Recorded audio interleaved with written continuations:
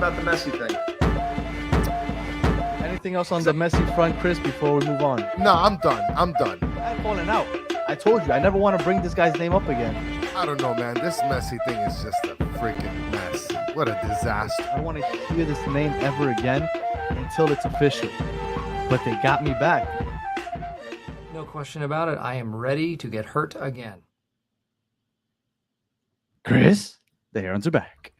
Welcome, everybody, to episode number 76 of the Battered Herons podcast. It is July 24th, 2023, and I am your host, Daniel Granada. And as always, next to me, I have my co-host, Mr. KBD. How are you doing, sir? Listen, it's game time, baby. And now that we got Tommy two-time coming, I mean business. Putting the tie on and everything, okay? It's going down today. That Tommy one time is joining us. Now, Tommy was supposed to join us last night to help preview the Atlanta show, but although he's an Atlanta fan, he lives in horrible Ohio, and Ohio apparently just has a hard time with electricity. He had no power for most of the day. So we went ahead and rescheduled, and we are going to do the preview show. It's going to be a little shorter than our usual shows for today, but here you are. Welcome, Tommy, one time to the show. Yes. What's Welcome going on, back, Tommy? Tommy, one time. You could tie better than I can. Usually, like mine turns out bad. My wife just takes over, and it's so much better. Hey, I've had a lot of practice. I always practice knots. I learned how to do it back when Google wasn't that popular, and I used to use the search engine Alta Vista. I don't know if you guys remember ever using that. Oh my God, this guy's an Ask Jeeves kind of guy. I was gonna say Ask Jeeves was it I knew. No, I used to do Alta Vista, and I went, how do you tie a tie? And there was no YouTube, so there was no video, so it was just like pictures, and you had to follow the steps. That's how I learned. Anyway, so tomorrow night, we have Messi's second game, Busquets' second game, the second game of the League's Cup, and it is against Atlanta United, Tata's former club. Joseph's going to kind of lay the smackdown on you guys one more time since the first time you guys played us. And we're going to get into all that. Now, before we do, though, I did want to talk about some news that kind of broke today. Even though I haven't seen it officially announced, it seems like the word's spreading that Messi is going to start and Busquets is going to start tomorrow. Now, I wanted to come and ask you, Chris, how do you think that that's going to work? Because from everything that I've been told from hardcore Messi fans is if Messi starts a game, you're not pulling him early. He refuses to come off the field or gets really pissed if he does. He's going to start tomorrow, Chris. That's the word. Do you think he goes a full 90 tomorrow? I mean, I think so. Everybody saw him in the way that he played this last game, right? I mean, he wasn't like, hustling down and chasing guys down or anything. I mean, not even Busquets was chasing people down. He had his hands on his knees quite a bit. Well, I mean, look, the humidity is just different. It's going to hit different, right? But other than that, I mean, they played like 30 plus minutes, right? 40 plus minutes. Yeah, the Busquets did a lot more chasing than Messi did, right? The only thing I'd kind of be afraid of is if this goes extra time. If it goes extra time, then we're talking. I mean, it goes straight to penalties. Yeah, straight to penalties. Oh, then it's business time, baby. So what are you thinking? You thinking that he's going to run a full 90? Because even if he starts, I don't see him going a full 90. I think it would be irresponsible to throw him out there for full 90 when he just started training a week and a half ago. Like, that's just me. I would love to see it technically, but I think it would be irresponsible. I think you just leave him out there for the first 60 minutes, let's say. He played 40 on Friday, put him out 60 this game, especially since you already won on Friday. Like, if you had lost or only got 1 point, maybe, but you already got the win. So you're one leg basically into the second round of the knockout stage already. Let's not push it. Tommy, I know you kept up with Messi on Friday. I know that you watched the game from its entirety because you were so excited to see Messi play for us. What are you thinking? Do you think Messi would run out there for 90 minutes on Tuesday night? So I'm at a concert, and I'm like trying to keep an eye on the women's game and the Messi, and my buddy just sends me the text, goes, turn the game on right now. Messi's got a chance to win it. And by the time I got the stream going, everybody's celebrating. Joseph's catching him, and I'm like, this is my hell. This is my hell. Because I knew I'd be talking to you guys in a couple days, and I'm like, oh, I'm gonna hear about it. Yeah. Well, did you see how happy Joseph looked? That's the happiest I've ever seen Joseph. You guys looked. You guys, What you said? it was like a movie. Look, I haven't yelled like that in a very long time. It was awesome, and it just came out of me. It was just all that pain I've had for the last 3.5 years. It just all seeped out of me in those couple seconds. Do you think that he would run out there for a 490 tomorrow, though? I think Messi, whatever Messi wants, he's going to get. Okay. Martino, he did take Joseph off early in some games, and Joseph was never happy about it though. So I guess that's the counter argument is, Joseph was the same way, wanted to play the full 90. The game was out of control, especially early Atlanta United, which they were. They were usually up 2-3 goals. They would take him out to be safe, and he wasn't always happy about it. Now Messi's a different royalty, right? So Yeah. he might play. And like you said, Well, if you get 1 point, I think in this round, like if you get to penalties, We're get in. 1 point, right? Yeah, we're in. You're advancing. You might not win the group, but you're in. You're in. Right. And that's where I think, and below you see I wish I could Gusecki, Gesecki, I don't know. Saying he wouldn't risk it. We only need a tie. I agree with that, right? We only need the tie. So starting him, is it really advantageous at this point? If we can bring him in 20, 30 minutes later, right? We're still going to have him play most of the game. We still have an opportunity to win the game. So, other than just giving these Tuesday fans a starting game, what else are you really doing, really? This was the lineup on Friday. Sorry to cover your face, Tommy. This was the starting lineup Friday.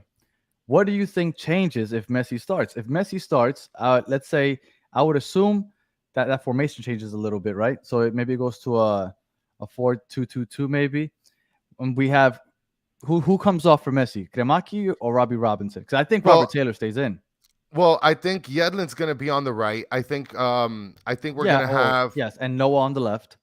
Yeah, I think we're going to have Noah on the left. But you know what might surprise me is what if Robert Taylor plays on the left?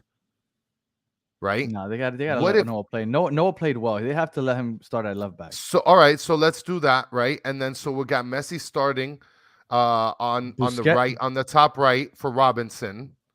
And then you got Busquets playing in for Ruiz. And you think I think Kremaski's staying in. I think Arroyo's staying, Taylor staying, and then instead of Campana, I think we're going to see Joseph starting. Oh man, I really want to see Campana play with Messi, man. I really do. I want to see how. But that doesn't mean that you won't see it. That doesn't mean you won't see it. Maybe you will see it. When? Unless he plays the 490. Now, the only thing is, I think Tata has enough, I guess the word you say, clout. I think Messi respects Tata enough where Tata says, look, I'm going to play you, but I might not play you the full game, right? And I need you to understand that coming in. Yeah. If the game is out of hand, whether we're up 1 or 2 goals or we're down 2 goals, if it's out of the balance and we're not going to chase it because we're already basically in the knockout stage almost, we're going to take you out. And I think that's a conversation that's had beforehand.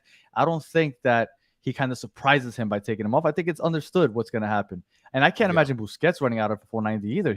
He literally just got here. What's today? Monday? 8 days ago, he landed in South Florida. He hasn't even traded a full week yet. He definitely won't be running out there at 490.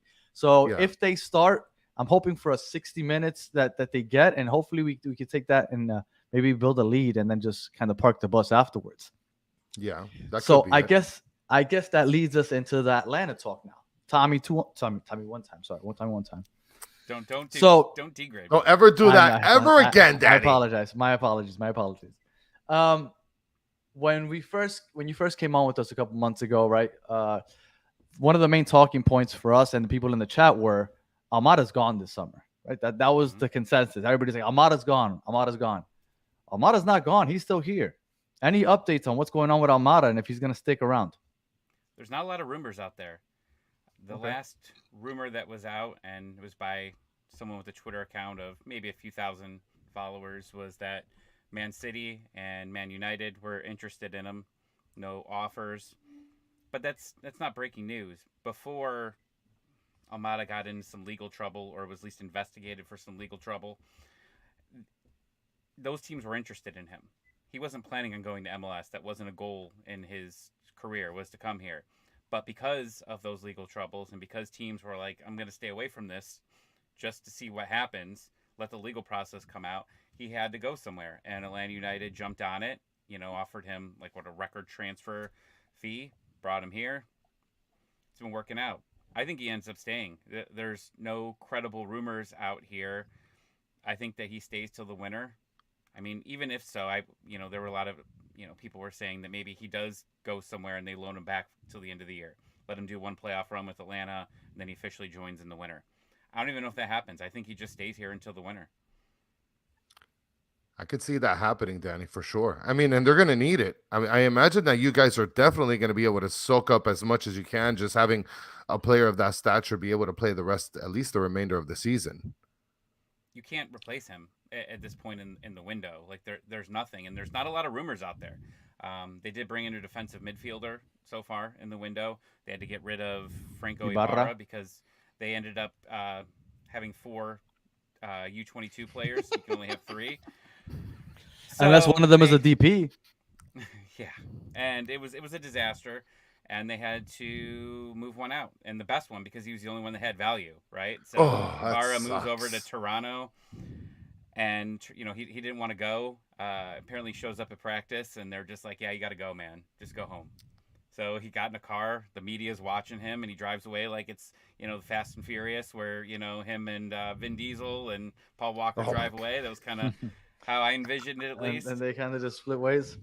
Yeah, and it's weird because then they brought in another defensive midfielder in the transfer. That's why I brought it up, because it makes no sense. Nothing makes sense. But because he's not a U22 initiative player though. Right, he's not. So they have a DP spot open, and he's not worth a DP. No. There's been some rumors. Diego Rossi was a rumor that was going around for a little bit. Everybody in the Atlanta United camp says it's fake. Even their technical director brought it up on the radio, so that means it's BS. But there really hasn't been too much talk. There's been some talk of a winger, but power outage Tommy. Oh, jeez. Yeah, I like it. Yeah, power outage Tommy. There's nothing really going on right now in the transfer window for him. And this new transfer that came in, he officially got his visa on Saturday, so he can practice with the team Sunday and Monday, and that's it. I know that you guys are relatively healthy for tomorrow's game. Finally. Now, going into May 6th game against Inter Miami, right? Atlanta, Inter Miami. Joseph scored that brace, right? The 2 goals. Awesome. But the biggest benefit or the biggest advantage that Inter Miami had that game is the Greek Freak, right? Wasn't playing. I forget how to even pronounce his name. Giacomakis. There you go. There you go. You brought him up. Forget him now. All right. Giacomakis or whatever. Giacomakis. So he wasn't playing. Now you were. Oh, I'm sorry, Chris. Go ahead. No, I just wanted to mention that Kata updated us from last night. He ended up ordering an authentic La Noche kit with Messi on it. So good for you, Kata. You'll get it in time for Christmas. All right. Tommy, you no, seriously. They said that it's gonna mail out by like November 23rd. It's some crazy. It's like it's on back order. It's really crazy. So when we recorded before that May 6th game, you were singing Giacomakis' praises. You said he was balling. He had scored in I don't know how many games. Now, since then, has he kind of come down a bit, or is he still balling the way he was? So he's had some goals, but he's been injured. He's hurt both hamstrings. So he came in. He had some injury trouble. Like there were some points where you were questioning why he was even playing because you could tell that he was holding up, grabbing the hamstring.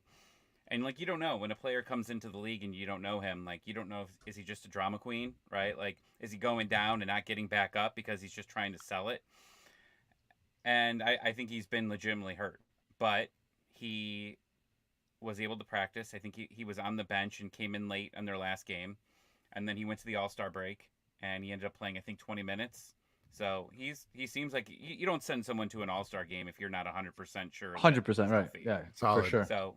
So he's going to start, and that's going to be big for Atlanta because they're really starting to get it. This is like the first game where they have the gang back together. Miles Robinson's back now. He was, with the Gold Cup.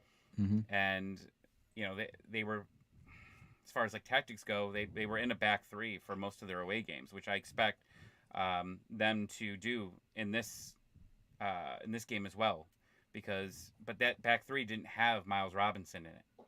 So does that make it more effective? Does it make the defense better? I would think so. You guys have the second worst defense in the league as far as regular season goes. So that bodes well, especially for this aggressive attack that we have going with Tata. Because even before Messi, you kind of knew Tata is an aggressive. I mean, obviously because you watched him with Atlanta, very aggressive offensively, constantly pushing the pace forward. So that bodes well for us that your defense sucks. The last 5 games changes though. But let me just say they did change. Tell us. Changed up. They moved. They had Miles and Parada back there before the Gold Cup, and Philly was coming to town, and they end up taking the back three, and they shut out Philadelphia 2-0. Then they go on the road. They shut out Montreal, impressive, and then they lose 2 back-to-back games 2-1. Again, you don't have Giakoumakis in any of those games. You are missing Almada, and I think one of them, and Miles Robinson's gone in all of them. Well, I think that's my main question to you, is because I was looking at the last 5 games, the last 5 results. You lost to the Red Bulls 4-0. You beat Philly 2-0. You beat Montreal 1-0. And then you lost 2 in a row. One to England 2-1. And then the last game, you lost to Orlando 2-1. So 3-2 in the last 5. You look like you might be stumbling a bit. Well, I mean, one of those games were really like defensive debacles, right? Like, if you're losing 2-1, is that really like a defensive debacle for a team? I don't because think so. I don't see that.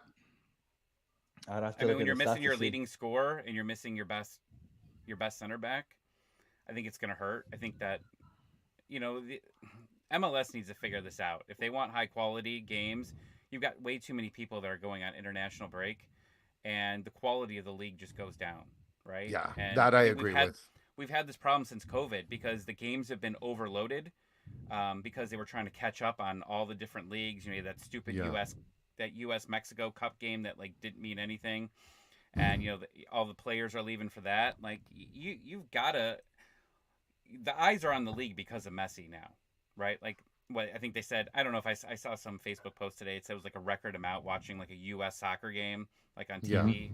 Yeah. I don't know if that's which real. I don't think that there's any truth to that. I mean, these numbers that are coming out are they're just out of this world kind of numbers, and like there's no way that I've been able to verify what the viewership is. Like this isn't like your standard viewing. Like Apple can be able to bolster those numbers up just to look sexy, No, and I agree. But like you look at the league and how it's growing, during those after the COVID years, all the games were congested. So you had so many midweek games. These players were beat. So you've got no-name guys playing for all these teams during the week.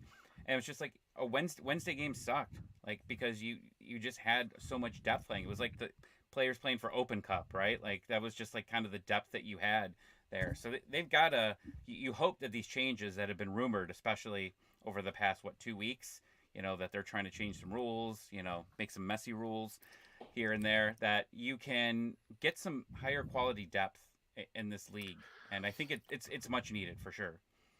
Well, and I have a question just before we bounce over to talking a little bit about Joseph, and maybe I should save this question for the end, but I'm just gonna spit it out.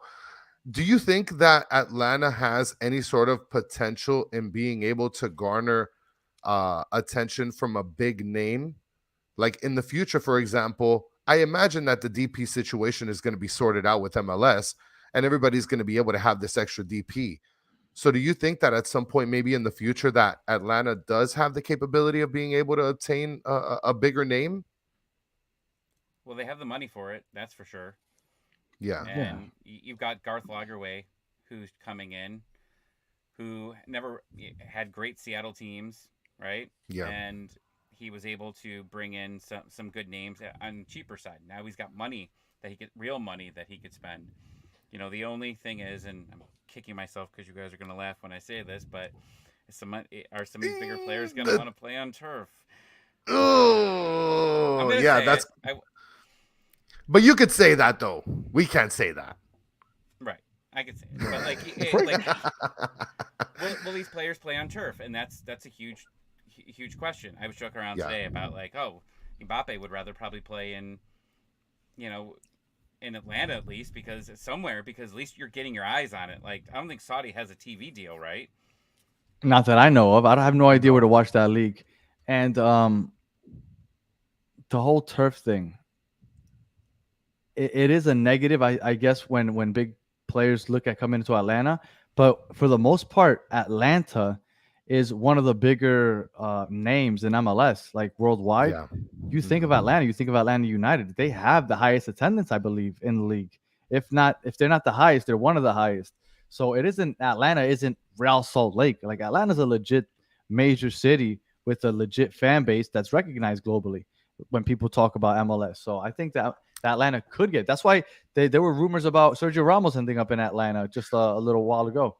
Which, by the way, I think that if any team that currently has turf or the equivalent of turfy turf, grassy turf, right? I think if any team is capable of making that change, I think Atlanta would be the ones that can be able to make that change quickly. Arthur Blank poops money. Like he can do Yeah. whatever he wants. I mean, I go to Home Depot like 3 times a weekend just because I forget stuff the first 2 times. So, like, come on, Arthur Blank. What are you doing? Take the grass that you got in the grass section and throw it out onto freaking Atlanta's field. Get out of here. Broward Heron just he just asked the question, The World Cup's and coming. and I think the answer is because it's cheaper. But you tell me, do you know the answer to this question? So, I thought I read somewhere that it's something like crazy million, it's like $3 million to bring grass in. To replace it. But you have to maintain it. I think that's the problem. That's where the problem is. And they're going to be doing that for the World Cup. I mean, they had to. That was a requirement. They have to. You had to do it. And, some of these other tournaments are coming here, same requirements. So they're going to do it, obviously. And I think there's even a point where I think they said they have to bring it in like a couple months in before to make sure that it's, set and ready to go. So I think Atlanta United is going to play on grass, for a little bit, right before the World Cup. And, so you might see Messi once. Maybe. Maybe it's a lot of money for sure, but I mean, really, in the end, for some, like I understand you're gonna make right back up for that. Once a one Messi game, you're making that right back up. No, you're not, man. Come on. They paid for it. They already Look at paid. I mean, the Falcons sell out that stadium all the time. Like people are make such a big deal about Messi selling out a stadium. These are football stadiums get filled every Sunday during football season. It's not that serious to these owners to fill in a football stadium. They do that everything. Just add another NFL game and they're fine. Like just move it to 18 games and they'll be fine. Like I think they should, but the whole like, oh, but you'll pay it off with one Messi game. No way. Like just put one more NFL game and you'll fill it up. But they already sold out, so they didn't even have the upper section open for the Messi game, right? Like which was shocking because you knew Joseph Martinez. That was his first game back in Atlanta. So I figured 100% the entire stadium's open. It's not. It's just that bottom. So they ended up opening it back up that day that Messi signs. And the cheapest seat, no, I think I might have told the story before, but the day before, I bought $35 supporter section tickets. Like that was the cheapest seat they had. I'm coming in. I'm going to the Falcons game the next day. Figured it'd be a great time. Make sure I get my tickets. They opened up the top section once Ticketmaster's going crazy. People are selling their tickets for a ridiculous amount of money. $150 for the top. That's more expensive than a Falcons game, guys. Like you can sit up at the top, usually probably for like $75, dollars somewhere around there, to sit at the top of the stadium, top of the butthole, as people say, sphincter. Do you think it's worth it for a Joseph game? Because I know, no jokes aside, there's a good chance that you don't see Messi. Would people be satisfied to spend that money even though they got to see Joseph's return? No, I don't think so. Okay. Because I have a feeling that's what they're going to get. And some people might be like, well, I got to see Joseph's return. But I don't know if – do you think Joseph might not want to play there because of him getting injured on turf? No, absolutely not. Well, and now that we're talking about Joseph, one thing I want to cover just real quickly, right? Tata says that we got 2018 Joseph, right? What do you think, Tommy? Do you think after watching last game, if you did watch any of the Inter Miami game, I mean, I hope you did. If you think that we're going to be getting 2018 Joseph after Messi and Busquets just came and graced our earth versus your turf. I don't know. I've seen Joseph. I saw the game where he ends up scoring 2. I put my audio up, so I hope that helps a little bit here. Everybody says Joseph's back when he scores a couple goals. Atlanta fans were going absolutely crazy when he scored 2 goals against us months ago. Of and course. then what's he do? He doesn't really do much after that. I think he did end up scoring a goal, like either the game after or one of them. But like he hasn't done too much here. He's got to be consistent. He's absolutely has to be consistent going forward. Messi so he's just gassing everybody up. He's just gassing everybody up. I don't know if he said 2018 Joseph, but he did say he saw the Joseph of old. Like he sees that Joseph is still there. 2018 Joseph is an anomaly. 19 Joseph was just as good. Like he went on a run there. I mean, that was after Tata left. So yeah, he was just as good that year. I think he set the record for most goals scored in a row. He's talented, but his leg hasn't been able to hold up. We saw it last year. But to counter it, he said that he had trouble with his child, to begin the season. His preseason wasn't what he planned. He's obviously getting healthier. He had moments of brilliance. He scored bicycle kicks, before he left, for Miami. And I think he scored another one for you guys. Last year? Yeah, and that was on decision day. Yeah. In that green jersey. So I mean, I think he did it back-to-back decision days where he had bicycle kick. So it's crazy what he can do. It's just, can he do it consistently? And if he does, then that's going to take Miami into an interesting situation, because then he's going to want more money. And he wanted a 2-year deal with you guys, right? And they only ended up, resolving to 1. Right, because we had to figure out that whole DP, just pay half of it, let you guys pay the most of it. And I don't think he's going to get a big deal with us. He's going to have to settle if he wants to stay playing with Messi, which he might, right? Because you get to play with somebody that's you kind of look up to. He might settle for a discount just to play with Messi, but he's not going to get big money because there's a lot of big names coming. I don't know how much the salary cap's going to go up. I feel fairly confident in saying that MLS is going to bring up the salary cap next year, possibly add another DP spot. But yeah, I don't know how Joseph fits in if he is expecting big money. Well, and one thing before we get over to prediction time, Broward Heron kicks in. Nice shirt, Chris. I've worn it before. Thank you. And I upclassed it with a tie earlier. So since you came a little late, Broward Heron, listen to the beginning of the podcast so you can see that it is business time, baby. Okay.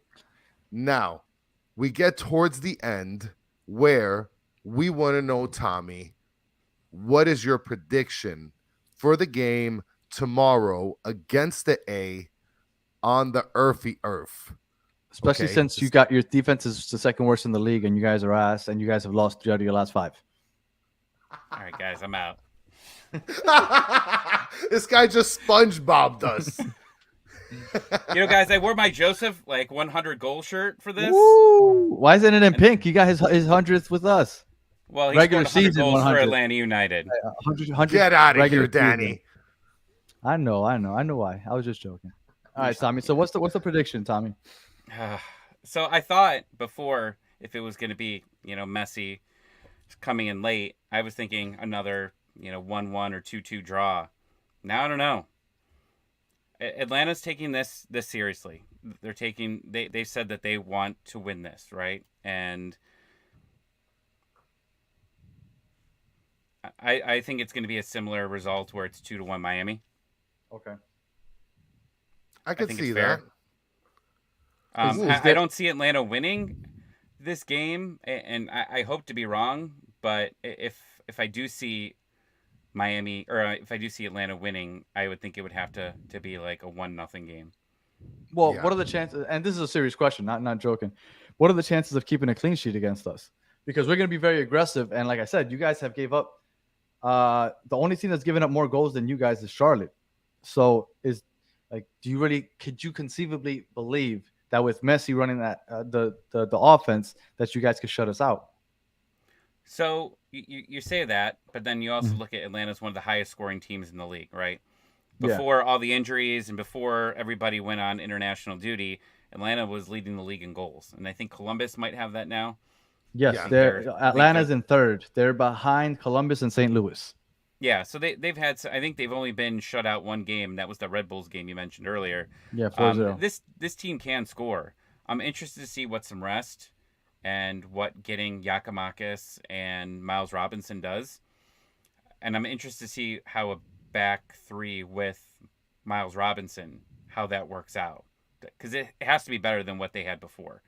It'll be interesting in who his partner will be. It'll likely be Parada and Ronald Hernandez, who's a right back, in that back three. It's going to be interesting, for sure. What's Yakimakis? I mean, it seems like he's going to start. If you don't send him to the All-Star game if he's not, coming back here and able to start a game. So Well, you said, he only played 20 minutes. So is there more of a chance that he comes in late as a late sub, maybe 60th minute, 70th minute? Do you send one of your DPs to an All-Star game if you don't think that he's eligible to be a starter for your team If later? you tell them to only run him out there for 15 minutes, I may possibly. It's a worthless game. It is. Though. It is. I don't know. You've seen players in the past end up getting hurt, in All-Star games. I don't think they would have chanced it if they weren't 100% comfortable. So, So you're predicting possibly 2-1 Miami. Almada starts. Yakimakis, you think starts. So you guys, like I said, I think there was only one player on your injury report. So you're basically healthy. We have injuries all over our roster. We have like 3 or 4 incoming players that don't even have their work permits yet. So we're still working with I don't want to say a skeleton roster, but we're piecing it together as we go while everybody, Messi and friends, completely show up. So I'm scared though. Chris, Messi scares me. He scares the shit out of me. He should, right? For sure. So that might just be me just being scared here of just what that effect is and what's going to happen. Look, I'm not gonna lie to you. Obviously, first time I get to see him. Well, that's the second time I see him, but the first time I see him play for my team, and man, it's crazy. As soon as he gets the ball, it's excitement, really insane. The way that the defense just collapses and he just takes 2 or 3 defenders with him everywhere he goes. The way the field opens up for everybody else. It was really fun to see for 30, 40 minutes last game, and I'm really looking forward to tomorrow. Chris, predictions for tomorrow? Listen, I actually think that this is going to run a lot more entertaining than you guys anticipate, right? We're playing a pretty good offensive team. I think this is going to be 3-2 that Inter Miami wins. I think that our Atlanta's going to get goals. I mean, come on, Tommy. So I think that we're going to win. It's going to be 3-2. I don't think there's going to be no penalties. I actually think that you might see a little bit more physicality in this game towards Messi, and you start to see a little bit that he's kind of human. But I mean, look, to me, the deal breaker here is going to be Busquets. Busquets is going to be a guy this game, to me, that he's probably going to be the one that looks the most talented on the field. That's what I see. I see Almada taking this game very personal, not because he's been disrespected, but because he should be, right? Everybody touting him as possibly the future of Argentina, and he's playing against the GOAT. And I would assume, since he's Argentinian, just based off of how everybody in Argentina feels about Messi, I would assume that Messi is his idol. So I feel like he's going to come out here and play his ass off. I cannot see Almada now either assisting or scoring tomorrow. And I'm with Chris. I think that Atlanta gets 2, and we either get 2 or 3. So it's either a 2-2 draw or we win 3-2. But I definitely see a entertaining, high-scoring game. I'm going to go with Chris. I'm going to say 3-2. But I can't see you guys not putting at least 2 up, especially since you guys have, I think you have, how many shots on target? You guys have the 5th most shots on target in the league. You guys have the 3rd most goals scored. Like, you guys are going to get shots off. Our defense gives up probably the most shots in the league. So I do think that this is going to be a very entertaining game. But because what I saw with Messi gives me hope, I do think that we might outscore you. And that's crazy to say just a couple weeks ago what we thought about our offense and what I think about it now that I saw Messi. But it should be fun, and I'm looking forward to it. The defense in the midfield is going to be interesting because Sosa will likely be the one that's starting there as the defensive midfielder. And he had one good game. He was like the player of the game after he was forced to start the position because they got rid of Ibarra. So how does he handle that situation? I don't know. He had a terrible game the next one against Orlando. So it wasn't a very good. He hasn't been very good since that player of the game. I think it was in Montreal. So that the midfield's going to be huge there for sure. But you guys have talked me up now, so I'm saying screw it. Atlanta 3-1. Oh, Jesus. There I we thought you were about to go. say I like love 2-2 it. I draw. love that. 2-2 draw. Look, I think we'll put up if Messi's playing at least 60 minutes. I see some magic coming. I didn't bring it up on yesterday's episode, but as soon as Messi had his first corner kick, he went for goal. Like Yes, he's he not did. playing. Like he's coming in for the kill. Like he went for a goal Olympico. Like he went for the kill as soon as he got that corner kick. And I think he's gonna go and try to make another point. I think he had a lot of fun on Friday, and I think he's gonna come out to try to duplicate that. I'm excited. I think that Tommy's crazy for saying 3-1, but He's got I balls, respect and it. everybody I likes respect it. it. You've I angered respect me. it. I respect it. All right. Tommy, thank you for joining us. I don't say it was a short episode, but it was kind of just like a redo of yesterday because we didn't get to do the preview yesterday because in Ohio they have a problem with electricity and everything else because Ohio sucks. All right. Tommy, where can everybody find you? I'm at Tommy ATL 96, and we do a show every Wednesday before you guys, Scarves and Spikes. Come hang out. We got one more game after this too. 3 games. This was fixed, right? But this was fixed. you guys should beat up on Cruz Azul at home. I feel bad for all the Mexican teams that don't get any home games. Right. That's been pretty MLS positive, which was kind of shocking. And we got to go here, but real quick, like I thought the best thing for this league before Messi came in was I was hoping that all the MLS teams just got absolutely wrecked because it would force a change in MLS saying, you know what, like these teams have deeper benches, which they do, more money. Like there's more money in the benches. Maybe in our starters it's better, but like we need more depth in this league for sure. I kind of just want to keep asserting our dominance over Mexico, so I'm good with it. Either way, I mean Messi's making the changes now, anyways. That's it. And Messi, we trust. And guys, everybody jump on Scarves and Stripes, guys. Scarves and Spikes. My bad, guys. Check out the show before us on Wednesday. And don't forget to like and subscribe, bro. Don't be lazy. Oh, and yesterday, right when we finished recording, somebody said, where could they find the shirt that I was wearing? You get it at Battered Fans, that we have that shirt and all the other shirts that I wear or anybody wears on the show. So if you want, go to batteredfans.com. Go ahead, check it out. Got all that stuff there. All right, Chris. Where's the shirt with your faces? You don't have a shirt with your guys' faces? Nobody wants my face on a shirt. Maybe Chris's face. Nobody likes my face. Oh, my God. Get out of here. Chris is the man of the people. I'm just a guy that wears a tie. All right. Chris, anything for the people before we get off? Watch the game tomorrow night. Check us out after on Wednesday. And check out Tommy one time, baby. Let's go. If you're at the game tomorrow, I'll be there with my daughter. So come through. I'll be going around somewhere. I don't know. We'll see. All right. Did you want to ask him about that question that you had for him, Chris? Real quick. I mean, do we got time? We got 90 seconds. Okay, we got 90 seconds. So in 90 seconds, Tommy, cruising, like it or no? No. Wow. Why? Have you ever cruised before? Why are you anti-fun? Well, one, I can't swim, so that's one negative. So if it goes down, I'm dying. You're done. You're done. But like, I think COVID, like you already knew, like everybody that gets back from a cruise, like they always end up sick, like even before COVID. And then you see all those like stories during COVID, like people are stuck, like they can't leave the boat because they're all just dying. Like it's stuck with me. Screw it. Cruises are literally you just eat, sleep, and just have fun. Like that's literally COVID, and then stop at a different city every once in a while. Listen, COVID could be my roommate on a cruise. I'm cruising with COVID. Okay. Well, I had friends that were stuck in the room because they got COVID like the second day, and it was like a 7-day cruise or something. They ended up stuck in their room for 5 days. I would just be done. Well, I love cruising, man. I love cruising, and that was a shot at Mr. Steve Munoz, who's been hating on us because we like cruises. He wasn't on the chat today, but hopefully he watches and sees that. All right. If you're listening on audio, thank you for listening all the way to the end. If you're on YouTube, thank you for watching all the way to the end. Thank you for participating in the chat. As always, you guys are the best part of the show. Tommy, thank you for joining us again. We will talk to you again in September when we whip your ass for a third time this year. And Chris, as always, I hate you. And we will catch you guys on Wednesday when we recap another win. So until then, have a good one.